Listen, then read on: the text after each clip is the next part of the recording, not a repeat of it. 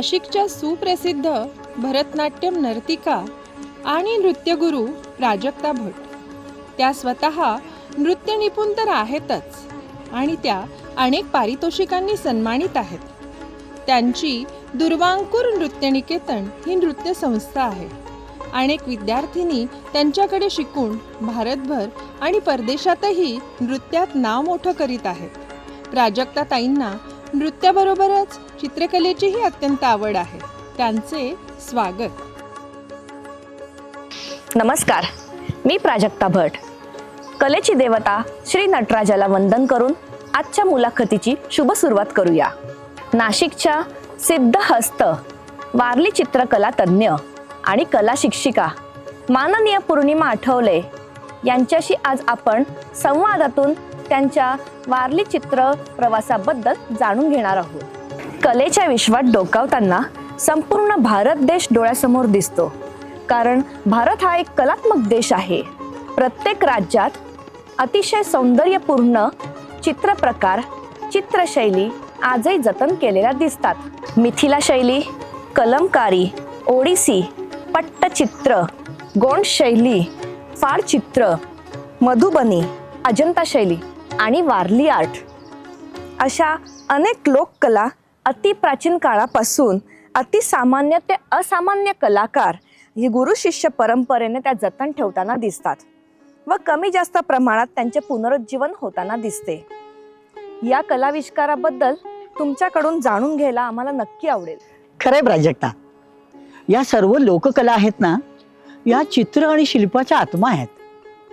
त्यांचे जेव्हा आपण निरीक्षण करतो ना, तेव्हा असं दिसून येतं की अतिशय निरागसपणे आणि सहज सोप्या रीतीने त्यांनी हे सगळं रंगलेपन, चित्र, त्यातल्या सोप्या पद्धती त्यांनी काढलेल्या आहेत. चित्रांना आकर्षक करण्यासाठी त्यांनी त्याच्यामध्ये निसर्गाचं पूर्ण वर्णन केलेलं आहे. वर्णन म्हणजे हाताने, चित्राने त्यातले काही घटक असे घेतलेले आहेत की बरोबर हुबेहूब झाडं वाटतील, हुबेहूब फळं वाटतील, पक्षी, यांचं सगळ्यांचं निरीक्षण त्याच्यामध्ये दिसतं. आणि त्यामुळे ही कला, वारली कला अतिशय लोकाभिमुख झालेली आहे. लोकांना आवडते आणि जे लोक काढतायत त्या लोकांना स्वतः सहज सोप्या रीतीने त्यांनी ती काढलेली आहे. प्राजक्ता, ही जी सर्व चित्र आपण बघतो, वारली चित्र, तेव्हा त्या काळी काढलेल्या लोकांना कोणी ती शैली शिकवली नव्हती. आपल्या अनुभवाने आणि आपल्या निरीक्षणाने त्यांनी ती प्रसारित केली आणि विकसित केली. आणि जेव्हा ते चित्र तुम्ही बघता तेव्हा ती तुम्हाला आवडतात का? तर ती अनेकांची भावना त्याच्यामध्ये एकत्र आलेली आहे. या सगळ्या लोककला आणि त्यांचे चित्रकार हे मुक्त मनाने आणि समूहाने चित्र रेखाटन करायचे. मग त्यांच्या चित्राचे विषय काय असायचे? हा, बरोबर आहे प्राजक्ता. त्यांचे जे विषय असायचे सगळे रोजच्या जीवनातले असायचे. आणि तुला गंमत सांगते मी की त्यांचे चित्र काढण्याची पद्धत, काडीला बांबूची काडी असायची, त्याला चिंधी गुंडाळून ती रंगात बुडवून मग ते लावायचे, त्याने चित्र काढायचे. दुसरं असं की तांदूळाच्या पिठीने चित्र काढायचे. आता तांदूळाची पिठी पूर्वी वापरायचे, आता नाही वापरत. आता ते लोक रंग किंवा चुना याच्या साह्याने आपल्या घराच्या भिंतीवर, अंगणामध्ये आणि ओट्यावर सुद्धा चित्र काढतात आणि अतिशय सुंदर रीतीने ती काढतात. त्यांच्या चित्राचे विषय तू विचारलं होतंस.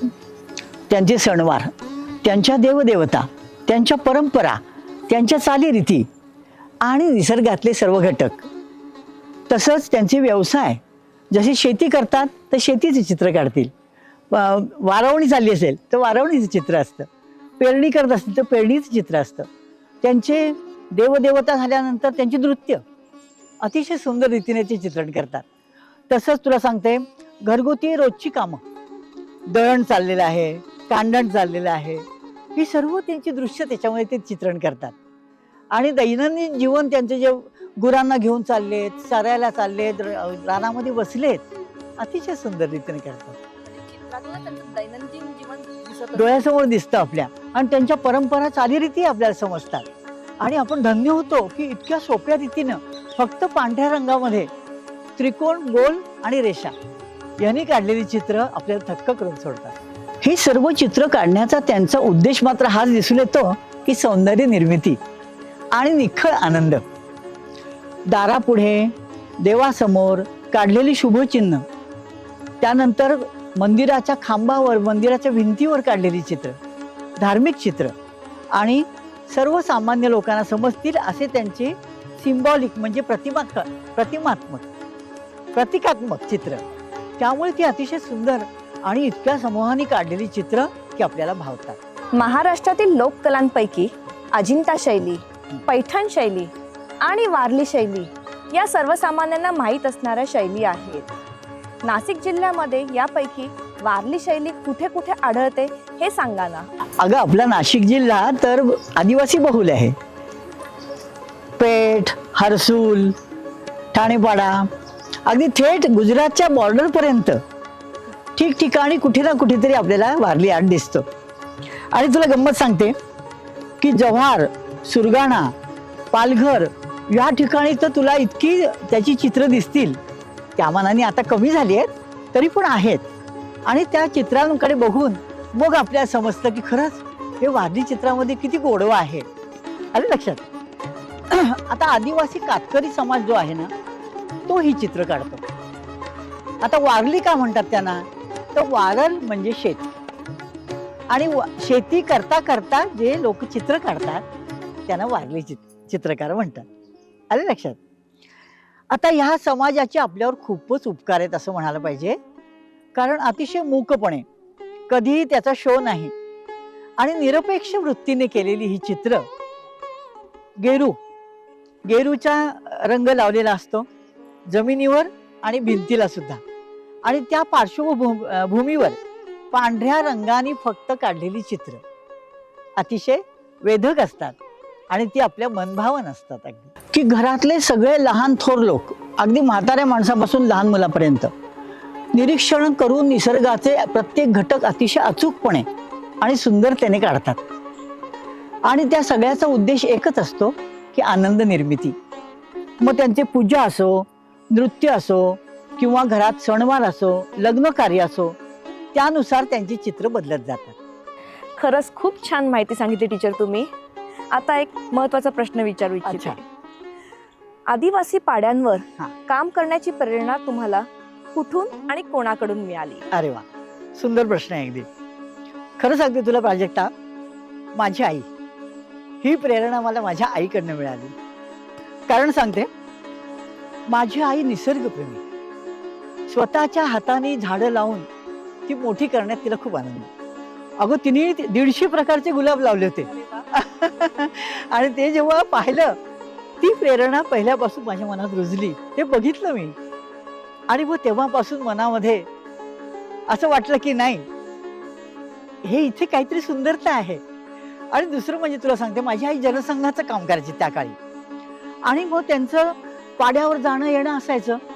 आणि मग आमची आई घरी आली ना की त्याचं सगळं वर्णन करायची की तिथे अशी निरागस माणसं राहत आहेत आणि शून्य गरजा असलेली माणसं राहत आहेत, आनंदात आहेत, सुंदर निसर्ग आहे, घनदाट झाडी आहे. अगं, असं वर्णन ऐकल्यानंतर वाटायचं नाही आपण तिथे काम करायचं. ही पहिली प्रेरणा. आणि दुसरं असं झालं, माझे सासरे अशोक काका दांडेकर, ते स्वतः हर्सूलला मुलांना शिकवायला जायचे आणि तिथे राहायचे. आणि राहिल्यानंतर तुला सांगते, संपूर्ण त्यांनी आदिवासी लोकांचा विश्वास संपादन केलेला. मग म्हटलं, काका मला तुमच्याबरोबर यायचंय, मला बघायचंय सर्व हे. आणि जेव्हा मी तिथे जाऊन बघितलं आणि स्वतः अनुभव घेतला, तुला सांगते, त्यामुळे इतकं आनंद वाटला की नाही, मी इथं काम करणार. इच्छा पूर्ण झाली आईची तुमच्या. अगदी. तुम्ही एक कलावंत, चित्रकार, लेखिका आणि कवयित्री आहात. तसेच वारली चित्रशैलीच्या तुम्ही चित्रकार आहात. आणि हे तर तुमचं वैशिष्ट्य आहे. गेली 30 वर्ष अविरत वारली चित्रांवर अभ्यास, पुस्तकं करीत आहात. वारली चित्रतज्ञ म्हणून आम्ही तुमच्याकडे बघतो.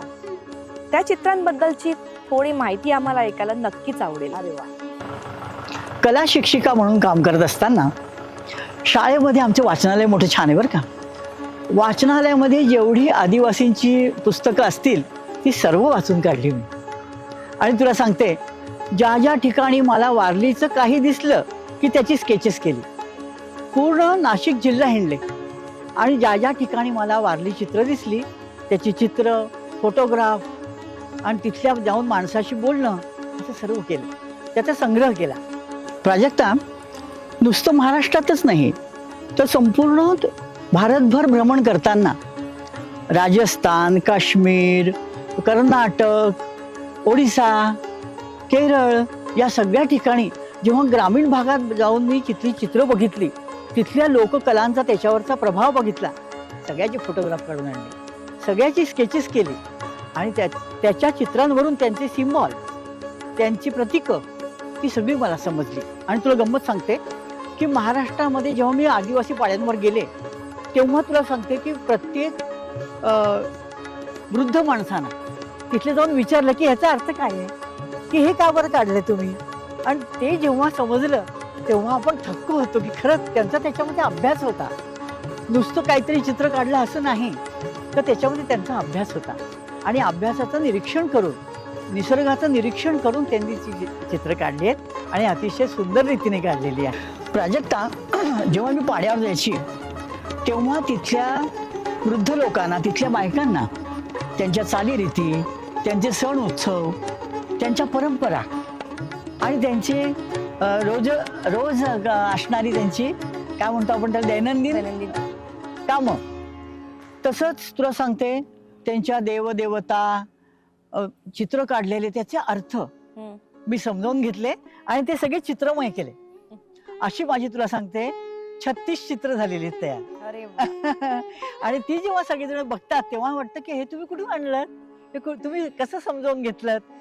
आणि तुला सांगते ह्या सगळ्या चित्रांवर किंवा आदिवासींचा माझ्या मनावर इतका इम्पॅक्ट होता, इतका प्रभाव होता तुला सांगते की त्यांच्यामुळे त्यांची मी 3 पुस्तकं केली. पहिलं पुस्तक तुला सांगते गोंधळपाडा, नावच गोंधळपाडा आहे, की त्याच्यामध्ये 10 कथा लिहिलेल्या आहेत त्या आदिवासींच्या ह्याच्यावर, जीवनावर लिहिलेल्या आहेत. आणि तुला गंमत सांगते की त्याच्यातल्या 3 कथांना मला सर्वोत्कृष्ट कथाचं प्राइज मिळालं होतं. त्यामुळे एक त्याचं वैशिष्ट्य आहे ते. दुसरं आहे रानवाटा, की त्याच्यामध्ये मी मला जे वाटतंय त्यांच्याबद्दल त्याच्या सगळ्या कविता आहेत त्याच्यामध्ये, एक काव्यसंग्रह म्हणजे तो. आणि तिसरं आहे चित्रभाषा. चित्रभाषा हे वैशिष्ट्यपूर्ण चित्र आहे, म्हणजे चित्री पण आहेत आणि पुस्तक आहे अशासाठी की त्याच्यामध्ये मी ते जेव्हा चित्र काढतात ना बेटा तेव्हा ते त्याला एक बॉर्डर करतात, अशी किनार असते आणि ती प्रत्येक किनार वेगवेगळ्या प्रकारची असते आणि सुंदर असते. तर मी त्या किनारीवर अभ्यास केला. जवळजवळ त्या पुस्तकामध्ये तुला सांगते 22 किनारी मी दाखवलेल्या आहेत आणि त्यांची प्रतीक आहेत. त्या प्रत्येक प्रतीकाचा अर्थ आपल्याला माहिती नसतो, पण मी जेव्हा त्यांना विचारलं की ह्याचा अर्थ काय आहे, तर कधी मंदिराचं चित्र आहे की लग्न कार्यात ते मंदिर बांधतात त्याचं, काही वेळेला शुभचिन्ह आहेत, काही वेळेला वारुळ आहे, अगं असं वारुळाचं चित्र आहे. आय हाय किती सुंदर. आणि त्यांची सर्व आता तुला गंमत एक त्यातली सांगते, निरागसता त्यांची, की त्यांनी वाघाचं चित्र काढलंय आणि वाघिणीचं पण चित्र काढलंय. पण आता वाघीण कशी समजणार, तर वाघिणीला कुंकू लावलंय. किती सुंदर आहे ना कल्पना. इतकं मला ते आवडलं तुला सांगते, त्यांचं निरागसपणा की अगदी मनात जाऊन बसला माझ्या. अशी ती गंमत आहे सगळी. आणि जेव्हा तू चित्र बघशील माझी तेव्हा तुझ्या लक्षात येईल की खरंच आपल्या सगळ्या चालीरीती जपून ठेवणं हे किती सुंदर रीतीने ते काम करताय. टीचर, मी पण वारली चित्र शिकले. अरे वा. पण आज खरंच मला वारली चित्राबद्दल अजून बारकावे आणि बारीक सारीक अजून छोट्या छोट्या खुब्या त्यातल्या मला कळाल्या. Very good. पण आता मला विचारायचं वाटतं, तुम्ही वारली चित्रशैली निवडण्याचा हेतू तुमचा काय होता? हा बरोबर आहे अगदी. तुला सांगते ताई की जेव्हा आता एप्रिलमध्ये जहांगीर आर्ट गॅलरीमध्ये वारली चित्रांचं मी प्रदर्शन भरवलं, बरोबर आहे. आणि ते चित्र बघायला माझ्या दालनात तोबा गर्दी, इतर दालनांमध्ये ओस आणि माझ्या दालनात गर्दी. अगो किती वृद्ध असोत, मोठे असोत, तरुण असोत, लहान मुलं 12वीची 11वीची सगळे येऊन बघायचे की हे तुम्ही कुठून काढलं, होय तुम्ही त्या पाड्यावर राहता का असं विचारायचे. आणि सांगितलं की बा हे पाडे बघायला आम्हाला यायचे. आणखीन एक तुला गंमत सांगते, डिझायनर, अनेक संस्था, तिथले संस्थापक सगळे आले तिथे आणि मला विचारले ही चित्र कशी देणार तुम्ही आम्हाला, ही चित्र आम्हाला आवडली आहेत, आमच्या हॉटेल्समध्ये वगैरे लावण्यासाठी आम्हाला चित्र द्या. तेव्हा माझ्या मनात विचार आला, अगं ह्या चित्रानं किती डिमांड आहे, या चित्रानं मागणी आहे, मग आपल्या मुलं आदिवासी मुलं का नाही करत. आणि जेव्हा आता आपण बघतो तेव्हा ही चित्रकला हळूहळू लोप पावत चाललेली दिसली. तर वाईट वाटलं माझ्या मनाला आणि वाटलं नाही, या मुलांना आपण ही चित्रकला शिकवली पाहिजे, शहरातले असोत की खेडेगावातले असोत, या मुलांनी ही चित्रकला शिका. आणि अरे अर्निंग पण आहे त्याच्याबरोबर, नुसतंच नाहीये, तर तुम्ही व्यवसाय करू शकता, आनंद मिळू शकता आणि आपली ही वारली चित्रकला जी आहे जिवंत ठेवू शकता, आहे की नाही. बरोबर आहे. म्हणजे हा सोपा उपाय आहे खरं पाहिलं तर, आणि तो समूहानेच करायचा आहे. त्यामुळे हे आपल्या सगळ्या तरुण मुलांना माझं एक सांगणं आहे की मुलांनो, अरे हे शिका, तर तुमच्या आयुष्यामध्ये काही अर्थ निर्माण होईल. म्हणूनच तुमच्यासाठी मी एक पाडा बनवलाय, सुंदरबन चित्रपाडा. चला तर मग पाडा बघायला चला.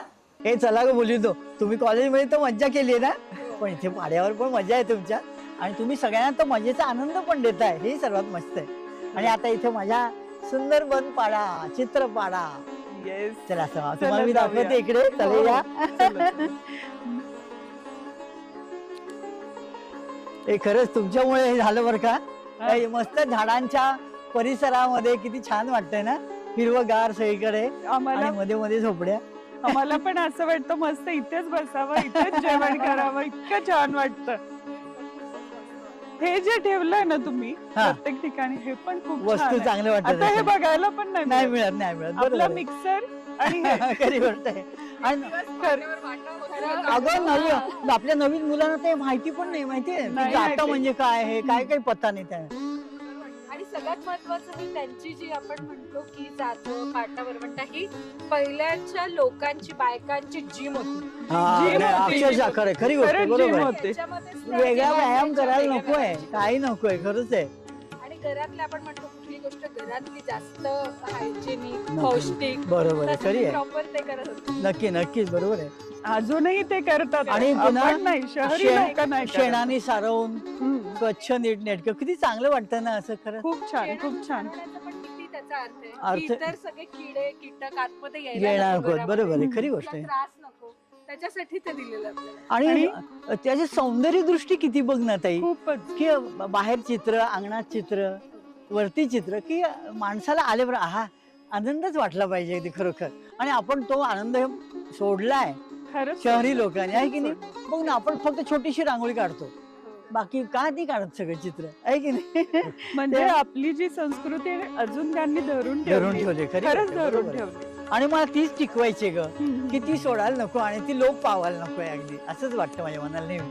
हे बघा ना, हे रांगोळी काढण्याची पद्धत हो ना, खरं खूप ना. सुंदर पद्धत आहे ही. आता ह्यात रेषा आहेत बघ बारीक फक्त, हो. आणि ह्याला अर्थ आहे की घरामध्ये काही शुभ असेल तर ते असं काढतात रेषा, आणि असं ते आकार तुझं काढलेलं आहे ना.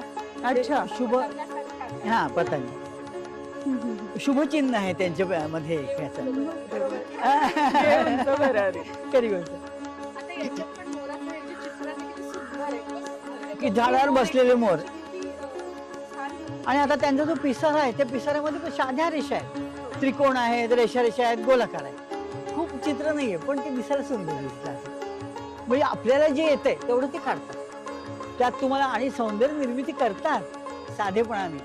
मग ते काय कोणी प्रशिक्षण घेतलेलं नाहीत की कोणी शिकलेलं नाहीत, पण ते आपल्या आपण करतात, हे महत्वाचं आहे त्याच्यामध्ये. आता हे तुम्ही हे फोटो सगळे मी प्रत्येक पाड्यावर जेव्हा गेलेले आहे त्या पाड्यावर आपण काही मदत करतोय, तर त्या मदतीने केलेले फोटो सगळे. खेळणी लावली होती आपण, घसरगुंडी, मेरी गो राऊंड. मुलांना अरे काय आहे, किती मजा आली. म्हणजे शहरी जे ऍक्टिव्हिटी आहे त्या मुलांना मिळाल्या. मिळावी. मस्त मस्त. आणि हा तो पाडा घोटविहिरा पाडा आहे, खूप छान आहे तो. टॉप ऑफ द हिल आहे, आणि अतिशय सुंदर आणि छान आहे, स्वच्छ नीटनेटका. आता इथे वरती पण दिसते तुम्हाला मुखवटे घालून ते नाचतायत बघ. हो हो हो हो. धुळ्याच्या बाजूला ती त्यांची जी होळी असते ती अतिशय सुंदर प्रकारे करतात. म्हणजे बांबू वाहून आणतात हा, हा. आणि मग तिथे बांबू रोवतात. बरं. वाहून आणायचे ते नाच करून करून असं घेऊन येतात सगळे हा. आणि मग तिथे ते रोवतात. ते गौऱ्या वा, लावल्यात वा. बघ सगळीकडे. हो हो हो. आणि मग मध्ये एरंडाचं झाड आहे आणि अरे. मग त्याच्यावर एक पक्षी बांधतात ग. म्हणजे हे खरं आपल्याला होळीच्या कसं तरी वेळेला. वाटतं पण तो पक्षी बांधतात एक. आणि तरुण मुलं तो जळतो ना म्हणजे हो. होळीमध्ये तो देतात बळी जसा काही.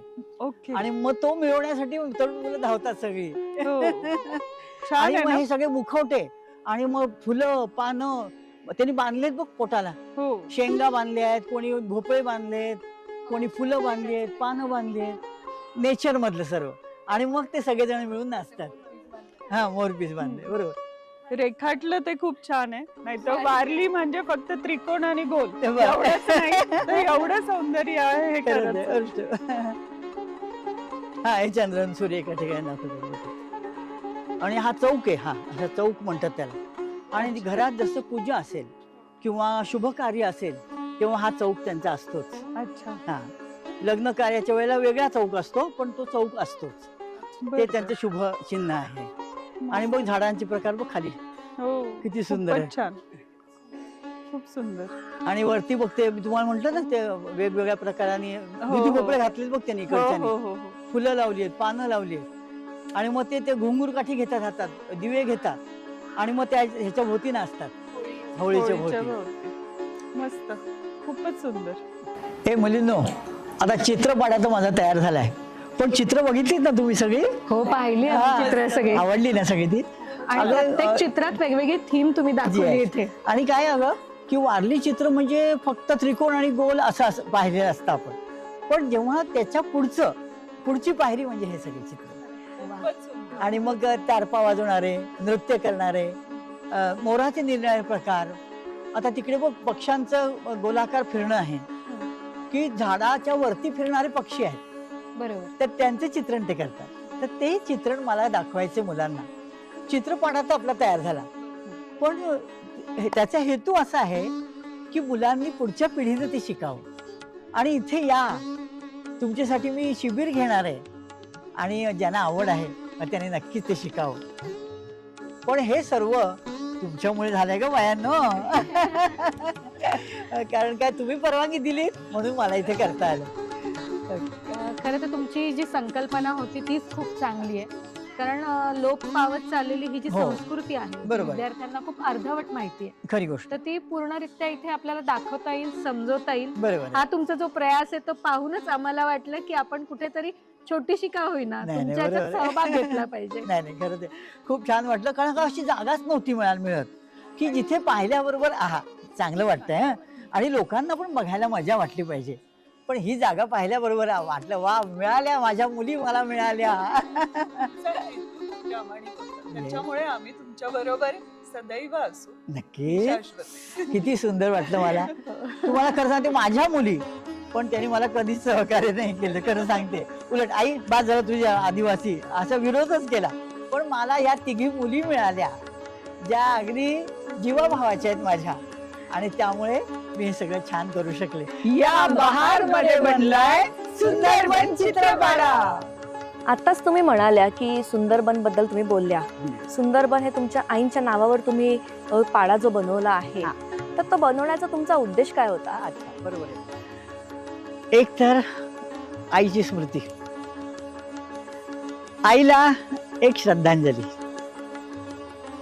आणि आईच्या नावावर हा पाडा बनवल्यानंतर आईची इच्छा पूर्ण होणार आहे. आणि त्या पाड्यावरती मुलांनी यावं, विनामूल्य शिकावं. सगळी चित्र लावून ठेवलीत मी. त्या चित्रांकडे बघून तुम्ही कॉपी करा, हरकत नाही. ते शिकल्यानेच तुम्हाला पुढे आपोआपच त्याच्यातनं अर्थ कळणार आहे. तिथे या, विनामूल्य तुम्हाला जेवण खाण मिळणार आहे. पण शिका. आणि मग ती चित्र तुम्ही तुमच्या पाड्यावर, तुमच्या घरादारावर, अंगणात काढा. आणि आपल्यावर जे ऋण आहे पूर्वजांचं ते फेडण्याचा प्रयत्न करा. खरंच तुमच्या एवढे म्हणजे आईबद्दलचे म्हणजे तुमचे असे विचार ऐकून मलाही आज म्हणजे अशी इच्छा झाली की आम्ही सुद्धा हे आदर्श पुढे जपले पाहिजेत. आम्ही सुद्धा आमच्या आई वडिलांसाठी नक्की पुढे याची काहीतरी असं काहीतरी निर्माण केलं पाहिजे, निर्माण बरोबर. केलं पाहिजे. आज तुमच्याशी गप्पा मारून खूप छान वाटलं. थँक्यू. तुमच्या पुढील वाटचालीस आमच्या सर्वांकडनं खूप खूप शुभेच्छा. तुम्हाला उत्तम आरोग्य लाभो Yes. हीच ईश्वर चरणी प्रार्थना. थँक्यू बेटा, थँक्यू व्हेरी मच.